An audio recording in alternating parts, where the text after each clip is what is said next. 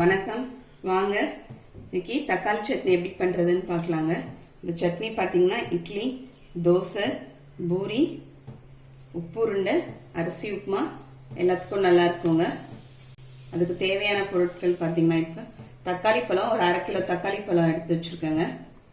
அதுக்கு medium size ஒரு பெரிய வெங்காயம், ஒரு கத்திரிக்காய்ங்க, பச்சை மிளகாய் ஒரு 3 பச்சை மிளகாய். நான் சின்னதாக இருக்கிறதுனால ஒரு 3 எடுத்து வச்சுருக்கேன். பெருசாக இருந்துச்சுன்னா ஒரு 2 சேர்த்துக்குங்க. இப்போ இதெல்லாம் கழுவிட்டு கட் பண்ணிட்டு காமிக்கிறேன். அக்ஷய வீட்டு சேனலை இது வரைக்கும் சப்ஸ்கிரைப் பண்ணாதவங்க இந்த வீடியோ கீழே உள்ள ரெட் கலர் பட்டனை ப்ரெஸ் பண்ணி சப்ஸ்கிரைப் பண்ணிக்கோங்க. கூடவே பக்கத்தில் இருக்கிற பெல் பட்டனையும் கிளிக் பண்ணிக்கிங்க. அப்போ தான் நான் போடுற வீடியோட நோட்டிஃபிகேஷன் உங்களுக்கு உடனுக்குடனே வந்து சேரும். பாருங்க, வெங்காயம், தக்காளி, பச்சை மிளகாய் எல்லாம் கட் பண்ணி வச்சுட்டேங்க. பொடியாக பச்சை மிளகாய் கீறி வச்சுட்டேன். கத்திரிக்காவை கட் பண்ணி தண்ணியில் போட்டு வச்சுருக்கேன் கருக்காமல் இருக்கிறதுக்கு. இங்கே பாருங்க, மஞ்சத்தூள் 1/2 ஸ்பூன் அளவுக்கு மஞ்சத்தூள் எடுத்து வச்சுருக்கேன். இது குழம்பு மிளகாத்தூள் ஒரு 1.5 ஸ்பூன் அளவுக்கு எடுத்து வச்சுருக்கேங்க. ஏற்கனவே நம்ம சேனலில் குழம்பு மிளகாத்தூள் போட்டிருக்கோம். டிஸ்கிரிப்ஷன் பாக்ஸில் கொடுக்குறேன், பார்த்துக்குங்க. உப்பு நான் கல் உப்பு எடுத்து வச்சுருக்கேங்க தேவையான அளவு. ஸ்டவ்வில் வானல் வச்சுருக்கேங்க. அதில் ஒரு 2 ஸ்பூன் அளவுக்கு எண்ணெய் சேர்த்துருக்கேன். இப்போ இந்த வெங்காயம் பச்சை மிளகாய் போட்டு வதக்கிக்கலாம். முதல்ல வெங்காயம் பச்சை மிளகாய்,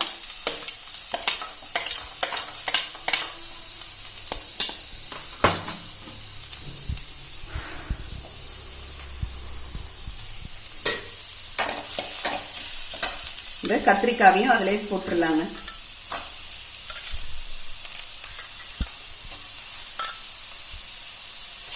கத்திரிக்காய் வறுமை தண்ணியில் போட்டுக்கோங்க.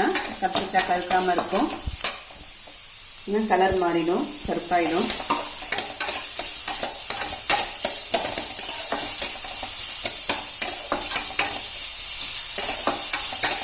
இந்த சட்னி நம்ம வீட்டில் இருக்கிற பொருளை வச்சு செஞ்சிடலாம்.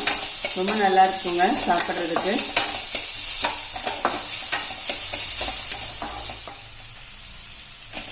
இப்போ பாருங்க, வெங்காயம் சேர்த்து ஒரு 3-4 நிமிஷம் வதங்கிடுச்சு.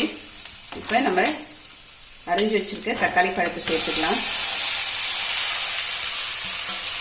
சேர்த்துட்டு அதிலே உப்பு சேர்த்துடலாங்க. உப்பு சேர்த்து இதையும் நல்லா வதக்கிக்கலாம்.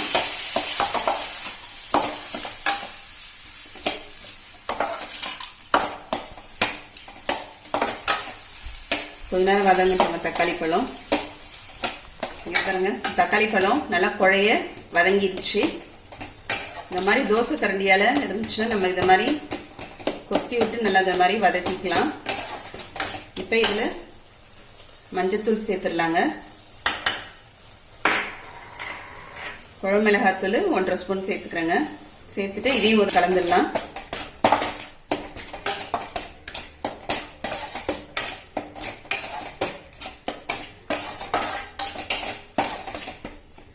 இப்போ இதில் தண்ணி சேர்த்துடலாங்க.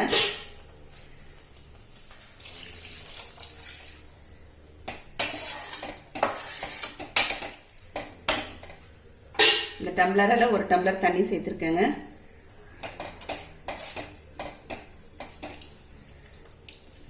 ஒரு மீடியம் ஃப்ளேம்ல ஒரு 7-8 நிமிஷம் நல்லா கொதிக்கிட்டோங்க. அந்த தூளோட பச்சை வாசனைலாம் போயிட்டு இந்த தக்காளி வெங்காயம் இன்னும் நல்லா வெந்து வரும். ஒரு மீடியம் ஃப்ளேம்ல கொதிக்கிட்டோங்க. இங்க பாருங்க, சட்னி இப்ப ஒரு 10 நிமிஷமா கொதிச்சுட்டு இருந்துச்சுங்க. நடுவில் ஒரு தடவை எடுத்து கலந்து விட்டுருங்க. இப்போ இதை ஆஃப் பண்ணிடலாங்க. ஆஃப் பண்ணிட்டு இந்த சட்டி எடுத்து வச்சிருக்கேன் பாருங்க. இதுல சட்னியை நம்ம சேர்த்துடலாம்.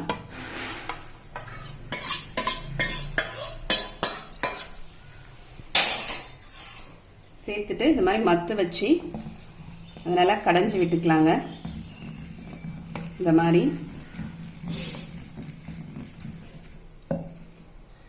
அந்த கத்திரிக்காயெல்லாம் நல்லா மசிச்சு விட்டு கடைஞ்சிக்கலாம்.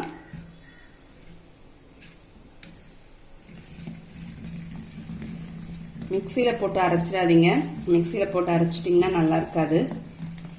இந்த மாதிரி கடைஞ்சிக்கிங்க. சட்டி இல்லைன்னா அந்த பாத்திரத்திலே வச்சு கூட மத்து வச்சு ஒரு மேஷர் வச்சு அப்படியே மேஷ் பண்ணி விட்டுக்குங்க.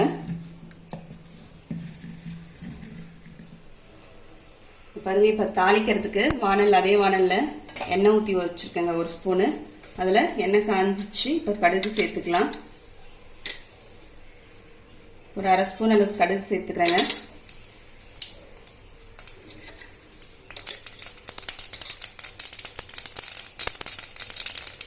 கடுகு பொரியுதுங்க.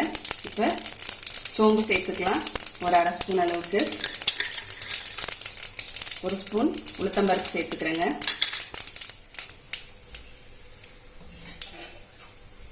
இப்போ எல்லாம் பொரிஞ்சிடுச்சுங்க. இப்போ கருவேப்பிலை சேர்த்துக்கலாம்.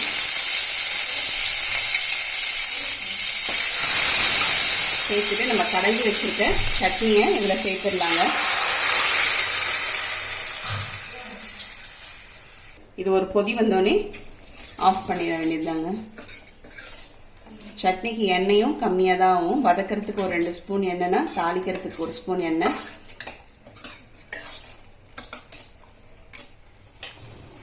சட்னி பாருங்க நல்லா கொதிச்சிருச்சு. தாளிச்சு விட்டு சட்னி ஒரு 3-4 நிமிஷம் நல்லா கொதிச்சிருச்சுங்க. இப்போ நம்ம கொத்தமல்லி தழை சேர்த்துக்கலாம். சேர்த்து ஸ்டவ் ஆஃப் பண்ணிடுறேங்க. நமக்கு தக்காளி சட்னி ரெடி ஆயிடுச்சு. நல்லா வாசனையாக இருக்குங்க சட்னி. கன்சிஸ்டன்சி பாருங்க. இந்த மாதிரி உங்களுக்கு தண்ணி எப்படி இன்னும் கொஞ்சம் திக்காக வேணும்னா நீங்கள் திக்காக வச்சுக்கிங்க. கொஞ்சம் தண்ணி இந்த மாதிரி இருக்குன்னா தண்ணியும் கூட கொஞ்சம் சேர்த்துங்க. நீங்கள் உங்கள் டேஸ்ட்டுக்கு தகுந்த மாதிரி. இந்த மாதிரி இந்த கன்சிஸ்டன்சியில் இருந்துச்சுன்னா நமக்கு பூரிக்கெலாம் தொட்டுன்னு சாப்பிட்றதுக்கு நல்லாயிருக்கும்.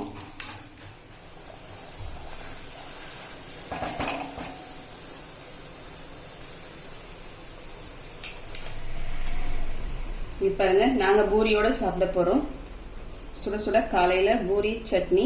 நீங்களும் இந்த மாதிரி செஞ்சு பாருங்கள். செஞ்சு பார்த்துட்டு எப்படின்னு கமெண்ட் பண்ணுங்கள்.